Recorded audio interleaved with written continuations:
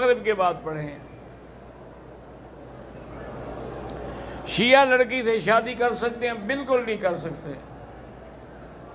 بھئی شادی مسلمان سے ہوتی ہے نا، کافر سے تھوڑی ہوتی ہے۔ میں ایک شیعہ لڑکی سے محبت کرتا ہوں، اس کا عقیدہ ہے کہ علی مشکل کشا ہیں اور وہ یا علی مدد کہتی ہے، وہ لڑکی بھی مجھ سے محبت کرتی ہے اور ہم نکاح کرنا چاہتے ہیں، لیکن اس فرقے کے فرق کی وجہ سے مشکل ہے۔ میں اللہ سے دعا کرتا ہوں کہ یا اللہ میرا اس لڑکی سے نکاح اس بات کے صدقے کر دے تاکہ میں اس کا عقیدہ ٹھیک کر سکوں اور وہ شرک نہ کرے، جبکہ ہدایت دینے والی ذات تو اللہ کی ہے، تو کیا اس سے نکاح کرنے کی خاطر اللہ سے ایسی دعا مانگنا ٹھیک ہے یا نہیں؟ دیکھیں، شیعہ سنی کی بات نہیں ہے، کوئی لڑکی شیعہ ہو یا بریلوی ہو یا دیوبندی ہو یا اہل حدیث ہو، اگر وہ یا علی مدد اور کہتی ہے اور حضرت علی کو مشکل کشا سمجھتی ہے یا غوث اعظم کو مشکل کشا سمجھتی ہے یا رسول اللہ مدد، وہ یہ سمجھتی ہے کہ نبی صلی اللہ علیہ وسلم جب چاہیں مدد کر سکتے ہیں، تو مشرک سے نکاح نہیں ہوتا۔ وَلَا تَنْكِحُوا الْمُشْرِكَاتِ حَتَّى يُؤْمِنْ، اللہ صاف طور پہ کہتے ہیں مشرک عورتوں سے تم نکاح نہیں کر سکتے جب تک کہ وہ ایمان نہ لے آئیں، تو آپ کا نکاح جائز نہیں ہے، نکاح ہی نہیں ہوگا، منعقد ہی نہیں ہوگا۔ میں کشمیری سنی مسلمان ہوں اور ہم جماعت جس کا تعلق شیعہ امامی اسماعیلی سے ہے، میں اس سے عقد نکاح کرنا چاہتا ہوں۔ سارے مسلمان فرقوں کا آپس میں نکاح ہو سکتا ہے، کر لیں جی، کسی نے منع نہیں کیا۔ اپنے کفر میں شادی کرو، سنن ابن ماجہ میں حدیث ہے، ہم پلہ لوگوں میں، تاکہ ذہن بھی ملتے ہو نا، بعد میں لڑائی جھگڑا ہونا ہے تو اس سے بچ جائے۔ صرف سوچ کا فرق نہیں بلکہ سٹیٹس کا فرق بھی بعض کا لڑائی جھگڑا ڈال دیتا ہے۔ ہر چیز کو دیکھنا ضروری ہے۔ باقی اگر آپ لوگ انڈرسٹینڈنگ کے ساتھ رہ سکتے ہیں اکٹھے، تو کیا اسماعیلی غیر مسلم ہے؟ مسلمان ہی ہے، ہر مسلمان ہی ہے جب تک وہ کفر نہ کرے۔ اگر یہ نکاح جائز ہے تو کیا لڑکی والوں کا اسماعیلی خارج ہے؟ اور نکاح جس سے مرضی پڑھوائیں، کوئی فرق نہیں پڑتا، جس سے مرضی نکاح کرو۔ نکاح ایجاب و قبول اور حق مہر کا نام ہے، چاہے سنی نکاح پڑھا رہا ہے چاہے شیعہ پڑھا رہا ہے، گواہوں کی موجودگی میں ایجاب و قبول یعنی قبول کرنا ایک دوسرے کو، اور حق مہر کے بس، یہ نکاح ہے۔ تو سادہ اصول ہے کہ مسلمانوں کے درمیان، اور اہل تشیع ہوں یا اہل سنت ہوں یا اور دوسرے گروہ ہوں، سب کے سب مسلمان ہیں۔ مسلمانوں کے درمیان نکاح میں کوئی تردد قانونی لحاظ سے تو نہیں ہو سکتا، آدمی نکاح کرنا چاہے ضرور کرے، لیکن نکاح کرتے وقت ایک اور چیز ہے جس کا لحاظ رکھنا چاہیے، اور وہ یہ ہے کہ آپ کے خیالات میں، آپ کے رہن سہن میں، آپ کی معاشرت میں، آپ کی تہذیبی اقدار میں زیادہ سے زیادہ ہم آہنگی ہو۔ تو یہ چیز یہ معاملات میں بھی دیکھنی چاہیے، یہ رویوں میں بھی دیکھنی چاہیے، یہ آپ کے سیرت اور کردار میں بھی دیکھنی چاہیے۔ اس میں ظاہر ہے کہ مذہبی خیالات بھی بڑی اہمیت رکھتے ہیں، کیونکہ کل بچے پیدا ہونے ہیں، تو کسی نہ کسی طریقے سے ان کو ماں باپ ہی سے ابتدائی تربیت ملنی ہے، اس میں کوئی مناقشے کی صورت نہ پیدا ہو جائے۔ اس میں طور پر فیصل بھائی، ہمارے یہاں ان کا ایک اپنا ظاہر ہے مکتب فکر ہے، ان کا ایک اپنی فقہ ہے۔ ہمارے فقہ کے اندر یا ہمارے جو شرعی مسائل ہیں ان میں یہ بڑی واضح طور پر نکاح کے اندر شرط ہے کہ لا نکاح الا فی الاکفاء۔ نبی پاک صلی اللہ علیہ وسلم نے ارشاد فرمایا کہ نکاح کف میں کرو، نکاح کف کے بغیر نہیں ہوتا۔ بہت سارے لوگ کہتے ہیں کہ جب سارے انسان ہیں، سارے کلمہ گو ہیں، تو پھر جب رسول اللہ صلی اللہ علیہ وسلم نے ارشاد فرما دیا کسی کالے کو گورے پر، گورے کو کالے پر، عربی کو اجمی پر، اجمی کو عربی پر، کوئی فوقیت اور فضیلت نہیں، تو یہ بیچ میں یہ آپ کے لیے ہے کہ یہ جو آئے ہے اور یہ جو معاملات ہیں ان کا تعلق آخرت کے ساتھ ہے، اور یہ جو شادی کا بندھن یہ معاملات ہیں یہ زندگی گزارنے کا ایک دستور اور سلسلہ ہے۔ ٹھیک ہے، اب نبی پاک نے فرمایا کف میں نکاح کرو، تو کف کہتے ہیں ہمسری اور برابری کو، اور ہمارے ہاں سب سے پہلی چیز ہے مسلک، عقیدہ اور دین۔ ٹھیک ہے، یعنی دین کے حوالے سے، عقیدے کے حوالے سے آپ فرسٹ آف آل چیک کریں گے۔ کیوں؟ شادی کا مقصد ہے نسلوں کو بچانا، شادی کا مقصد ہے زندگی کو اجیرن بنانا نہیں، زندگی کو انجوائے کرنا، زندگی کے اندر راحت اور سکون لانا۔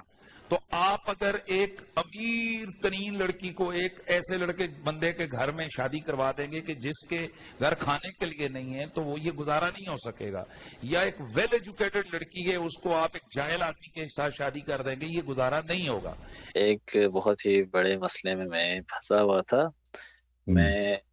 مسئلہ یہ تھا کہ میں اہل تشیع ہوں اور میں ایک لڑکی کو چاہتا ہوں وہ اہل سنت سے، تو شادی کرو نا اس سے، کیا مشکل ہے؟ مشکل یہ ہے کہ وہ اپنا عقیدہ نہیں چھوڑنا چاہتی، نہ وہ چھوڑ دے گی، تو پہلے شادی کر دو پھر ہو جائے گا سب کچھ، تو پہلے کر لو، ٹھیک ہے نا؟ وہ انشاءاللہ ایک دفعہ آپ نے شادی کر لی تو آہستہ آہستہ سب کو ہو جائے گا، ٹھیک ہے نا؟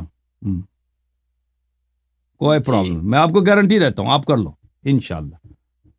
ان سے پیار سے، محبت سے، احترام سے، ان سے احترام کرو، پیار کرو نا، تو انشاءاللہ ایسا ایسا سمجھا کے وہ بچی سمجھ جائے گی انشاءاللہ، ٹھیک ہے نا. وہ تعصب اگر ناصبی ہے، ان کا خاندان ایسا ہے کہ شیعوں سے بغض رکھتے تو شادی نہیں کرو، کیونکہ وہ تیرا وہ ایسے ہاں بغض اگر نہیں رکھتے تو شادی کر لو بھائی. ہاں اگر بغض نہیں رکھتے، شیعوں سے دشمنی نہیں رکھتے تو شادی کر لو، انشاءاللہ وہ ہو جائے گا. اوکے، وہ کہتے ہیں کہ میں نہیں کروں گی، ایک دو ہمارے لیے بھی ڈھونڈ لیں. نہیں چھوڑیں گے. اچھا ٹھیک ہے. اوکے، تھینک یو سر، اللہ آپ کو جزائے خیر دے. اوکے. میں التشی ہوں اور مجھے آپ سے بات کرنی تھی. اصل میں مجھے سمجھ نہیں آ رہا میں کیسے بات کروں، کیونکہ آپ میرے محسن بھی ہیں. میں آپ کو بتا نہیں سکتی میرے جو عقائد، میرا میں تھوڑا سا اپنا تعارف کروا دوں. میرا نام عروسہ شکیل ہے اور میں پاکستان پنجاب سے بات کر رہی ہوں جی. اور میں اسٹوڈنٹ ہوں ابھی. میرے جو کچھ عقائد تھے وہ جس طرح کے عام شیعہ آپ بتاتے ہیں کہ جس طرح کے عقائد ہیں، ہمارے یہاں بھی اسی طرح کے عقائد پر جاتے ہیں، جیسے کہ غیر معصوم کی اطاعت وغیرہ، یعنی کہ ان کے فتوے کو ماننا. میرا شروع سے ہی وہ نہیں تھا، اور جب میں نے آپ کو سنا تو میرا وہ عقیدہ پختہ ہو گیا الحمدللہ. آپ میرے محسن ہیں اور میں آج آپ سے ایک بہت بڑا مسئلہ لے کر حاضر ہوئی ہوں. میری ایک عزیزہ ہے، میری دوست ہے، وہ اہل سنت ہے، ان کا پورا خاندان اہل سنت ہے، دور دور تک کوئی شیعہ نہیں ہے، لیکن وہ کنورٹ کر لیا اپنا اہل سنت سے، وہ شیعہ ہو گئی ابھی. تو ابھی انہوں نے گھر میں کسی کو نہیں بتایا کہ انہوں نے شیعہ مذہب قبول کر لیا ہے. وہ آپ کو سنتی ہیں اور انہوں نے شیعہ مذہب قبول کر لیا.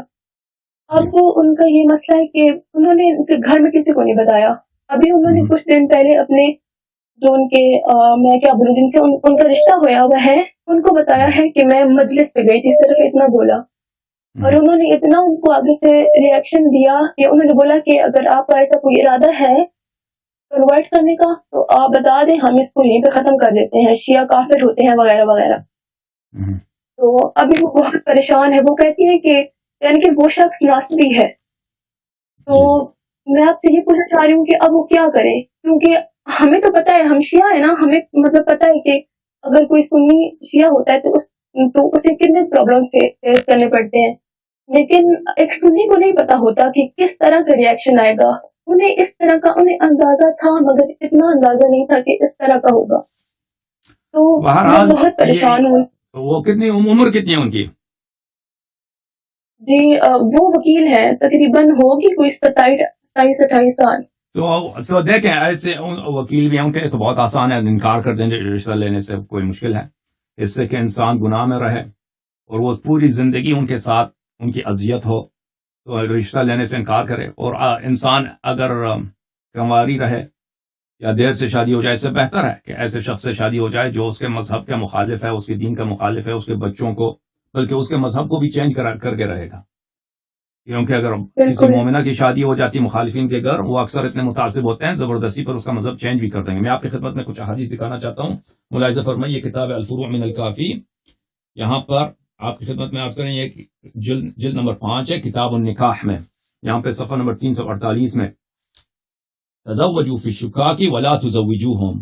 حضرت امام جعفر صادق علیہ السلام نے فرمایا کہ کبھی ناصبی سے تو مرد بھی شادی نہیں کر سکتا نا، ناصبی عورت سے. لیکن اگر کوئی ناصبی عورت نہیں ہے اور ایسے ہی مثلا سیدھی سادی سے بولی بالی سے عورت ہے، وہ اہل بیت علیہ السلام سے دشمنی نہیں کرتی، وہ شکاک میں شمار ہوتا ہے، اس سے مرد شیعہ مرد شادی کر سکتا ہے. ولا تزوجوہم، اپنی بیٹیوں کو ناصبی تو دور کی بات ہے، جو عام جماعت عمریہ کے لوگ ہیں ان سے شادی نہ کرا دیں. لأن المرأة تأخذ من ادب زوجها ويقهرها على دینه.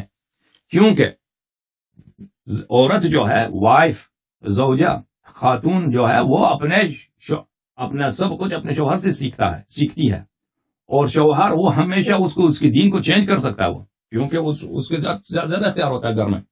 پھر فرمایا قلت لأبی عبداللہ، میں نے حضرت امام جعفر صادق علیہ السلام کی خدمت میں عرض کیا کہ میری جو وائف ہے اس کی بہن وہ شیعہ ہے، عارفہ شیعہ ہے، علی رأینا، ہماری مذہب پہ، ولیس علی رأینا بالبصرۃ الا قلیل، اور ہمارے شہر بصرہ میں شیعہ تو بہت کم ہے، شیعہ ہے ہی نہیں ہے.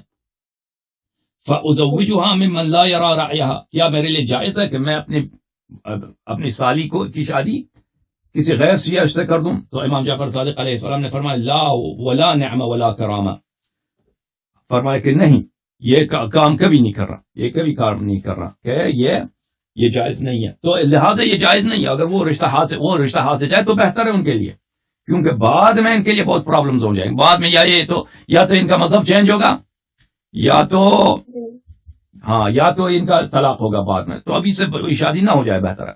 تو ہر انسان کا امتحان ہوتا ہے دین ایمان کے لیے، اور اگر ان کا امتحان اسی میں ہے کہ اگر اس کے حق کے لیے، مذہب کے لیے، لوگ تو جان دیتے ہیں، خون دیتے ہیں، بہت کچھ قربانی دیتے ہیں کہ رشتہ ہاتھ سے نکل جائے کوئی بات نہیں ہے، انشاءاللہ تبارک و تعالیٰ اس کے لیے.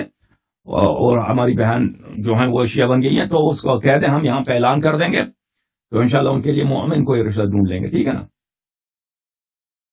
جی میں آپ سے گزارش بھی کروں گی کہ آپ پلیز ایسا کچھ کر دیں ان کے لیے، کیونکہ میں خود سوچتی ہوں کہ اگر میں انہیں یہ کہوں کہ میں بھی آپ کے لیے کچھ نہیں کر سکتی، تو میں سوچتی ہوں کہ اگر 1400 سال پہلے ہوتی تو کیا میں مطلب بیوی کو بھی یہی جواب دیتی. تو مجھے بہت دکھ ہوتا ہے یہ سوچ کے. صحیح، ٹھیک ہے. انشاءاللہ تبارک و تعالیٰ ان کی عمر 27 سال ہے اور وہ وکیل ہیں. ٹھیک ہے نا؟ صحیح ہے جی. تو انشاءاللہ تبارک و تعالیٰ اگر کوئی مومن بھائی ایسا کوئی رشتہ ڈھونڈنا چاہتا ہے کسی ایسے مومنہ کا، تو وہ ہمارے آپریٹر صاحب سے رجوع کریں. انشاءاللہ ہو سکتا ہے کہ کوئی ایسا کوئی راستہ نکل جائے. بہت مہربانی.